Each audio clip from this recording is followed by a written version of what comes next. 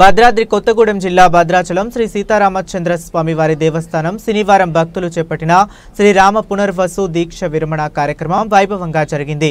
బేడా మండపంలో శ్రీరామ దీక్షదారులు భక్తి శ్రద్ధలతో ఇరుముడి పూజ చేసుకుని శ్రీరామ దీక్షదారులు రామ పాదుకులతో ఊరేగింపుగా భద్రాచలం శ్రీ సీతారామచంద్ర స్వామి ఆలయం చుట్టూ మంగళ వాయిద్యాల నడుమ గిరి ప్రదక్షిణ చేశారు.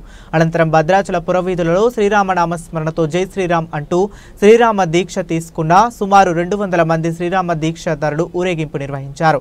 శ్రీరామ నామస్మరణతో భద్రాద్రి భక్తితో పులకించింది.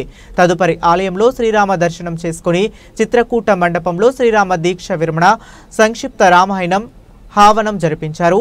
అదేవిధంగా తిరుప్పవై సందర్భంగా పశుర పఠనం, సేవాకాలం, ప్రవచనం, తీర్థగోష్ఠి కార్యక్రమాలను అర్చకులు ఘనంగా నిర్వహించారు.